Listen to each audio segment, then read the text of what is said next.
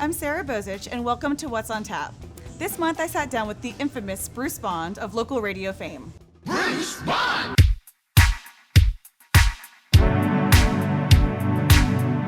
How did you get your start in radio in the first place? Well, it was something that I always wanted to do. I mean, I was sort of like a weird kid. I was always playing radio, like in the basement of my house, like playing records and talking into like a stick. Seriously. And then like I had like a tape recorder too where I would tape myself. So I always wanted to do it, and my father would always take me to get a haircut like once a month, and this barber, who was, you know, a very friendly guy, he sort of, I guess, had a part-time job of being a radio salesperson at this country station in Allentown. And it was a daytime country station where they would sign on in the morning and then they had to sign off in the afternoon.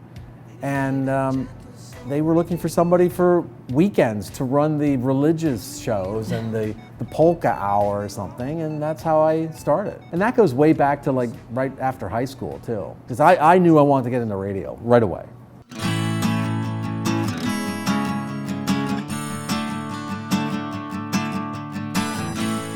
So how did you eventually end up in Harrisburg? I worked all around like where I lived, you know, the Allentown area, Pottsville, Reading, all those little towns. I even worked in Philadelphia for a little bit.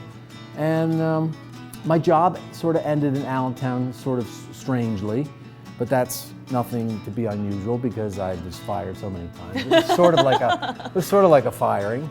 And just like in any business, you know, you keep good contacts and they can help you. And that's what happened. There was a guy by the name of David Leach, who was responsible for like Bon Jovi and, you know, Def Leppard and the Scorpions and all those groups.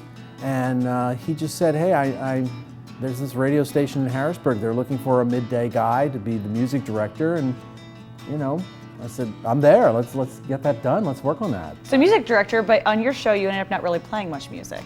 No, but when I came here in like 1983, it was December of 1983 when I came to Harrisburg. It was long ago.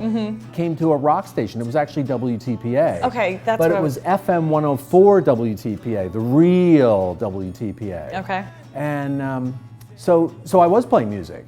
I wasn't a very good like rock DJ at that time because I was trying to be fake. Yeah. So I didn't really start doing the talk thing until I just sort of said, I really don't like doing music and I'm just going to talk, and then I became myself.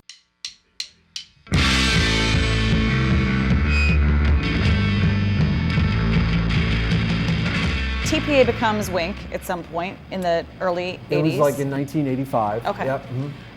So tell me about how you took over this afternoon show and just made it, as you said, you. We changed the format to, it went from rock to more, it was supposed to be more of an adult contemporary type of music for everybody. And they moved me from the midday shift to afternoons. We basically wanted to, you know, really make people listen, so we were doing all kinds of talk things like mentioning businesses, and it's Sarah Bosich Day today, you know, and if you see Sarah, tell her to have a happy day. Remember all that stuff? Yeah, I think they still do it. And so there was a lot of talk going on. We would always try and take phone calls and get like new listeners to voice their opinions. Hey, I really love your radio station. So there was a lot of talk elements involved, and the more and more I was doing phone calls, the more and more I just became myself and started doing more talk. And less music. And giving my opinions and, you know, stuff like that. Yeah. Oh yeah, I really got tired of the music. That was like a real pain. Why do you think that worked for so long? I became myself because I never up to that point really wasn't myself. I was always trying to be this really cool hip album rock DJ, you know. It just wasn't like it wasn't me. Yeah. You know, when you're trying to be somebody who you're not, it doesn't work. And people and listeners know that. So they just became sort of attracted to that, and you know, I'd talk about what was going on, and I guess I talked about what was going on in my life, and I remember being kind of rude at that time too. Yeah, I was gonna say. You know, making fun of people and callers, and you know, I listen to a lot of talk radio now, and these people are too nice to these idiot callers. By the way, I don't know how they do it.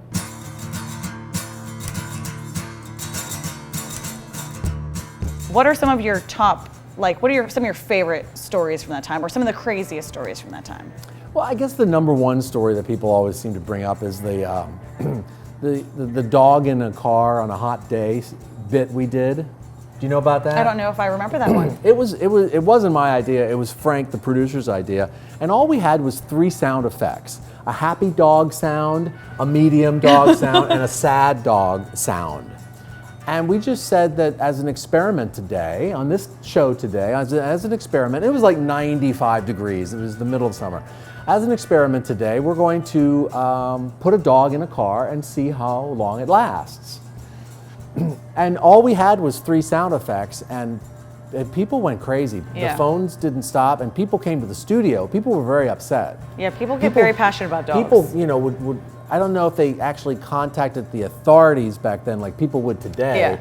But people were very upset, and it was really kind of interesting. It was like a real interesting experiment to see how that worked. And it was just sound effects. Theater of the mind is what radio is, and that was really theater of the mind. Yeah. I remember a story. Didn't you have Stretch or someone else walk along the Rockville Bridge? Yes, yeah. We had him in we used to dress him up like Whitney Houston. We did that twice. We had like this drag queen guy that was really good, and he would like dress Stretch up, and we'd just be like, oh my God, is that really Stretch? He really looked like a woman. And we didn't do a full woman that day, but I know we gave him like a pink boa. Yeah. And he walked across the Rockville Bridge from the west side to the east side, and that's highly illegal. Yeah. But it was broadcast the whole time. I remember listening to part of that, actually. And they were waiting for him. And what was good about that wasn't just theater of the mind. You could actually drive there and see him in this pink boa too. So. But what made you do that? Well, we were always just coming up with like interesting ideas. Yeah. Do you remember we used to have Captain Matt in the airplane doing traffic? Yeah. And one day we gave him a box of donuts, and we said, throw a donut and try and hit a car, and if we hit your car, you win $104, right? Well, of course we weren't throwing stuff out of an airplane. That's, again, illegal. But people thought we were doing it. And some kid actually came in with his car with like a donut smashed up with icing on. Wow. And he really came there thinking that we would believe him. And he was trying to steal the money from us. Like, I was let go from Wink in right after 9/11, which was December of '01. That time period, probably from like 94, 5, 6 in that area, till when I was the best time I had in radio. Yeah. I mean, I had a producer. We had like numerous interns. I had Stretch, and I had like John Paul Schaefer, and Frank was on the show. And everybody had their role to do stuff. And Frank was a really, he was a pretty good producer in lining up guests. And I mean, it was just great. So I could just work on my content. I didn't have to worry about everybody else.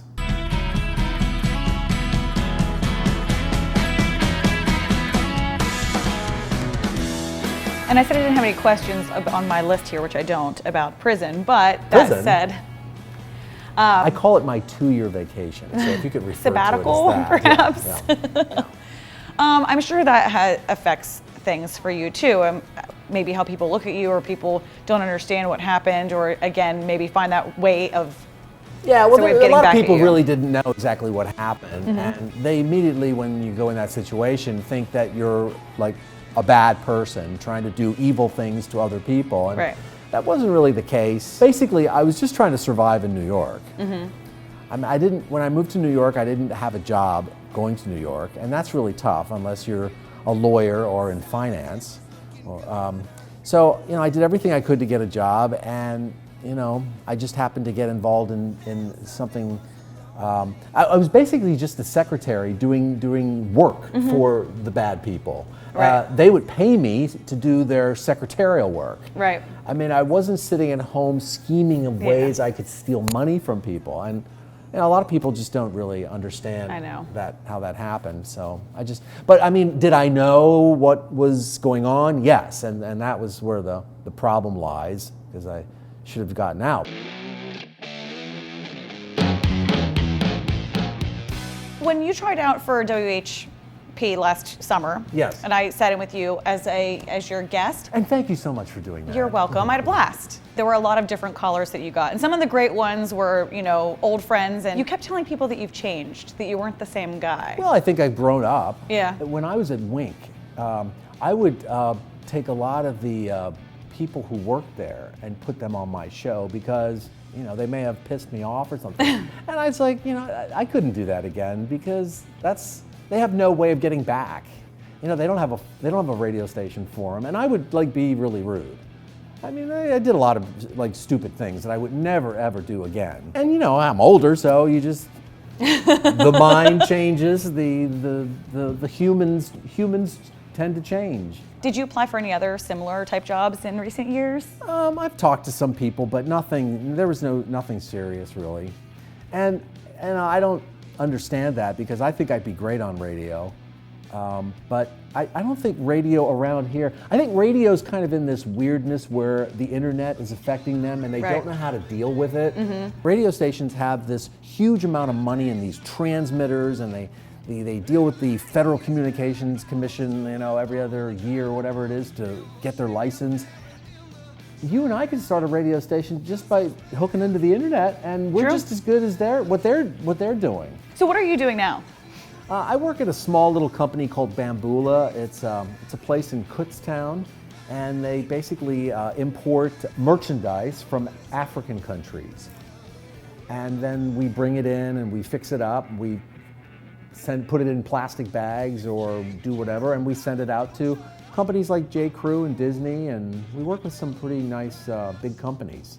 Is that fulfilling to you? Well, or do you miss radio? I mean, well, I definitely miss radio. Yeah. You know, I'd love to be doing that, but that's why I'm surprised that no one hires me. Like, I guess in just the Harrisburg market, because that's where, you know, people know me best. Because I just know I could make people want to tune in. I just know it. It would just work.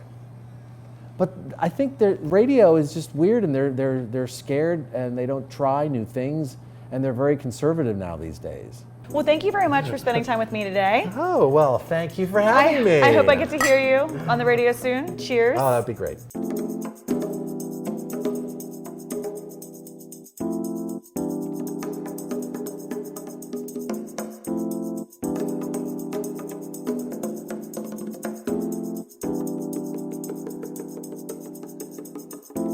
Do you have anything else you'd like to add? Anything I you want to like talk about? your glasses, by the way. Remind you. me of the naughty secretary. Can we get a close-up on that? The naughty secretary.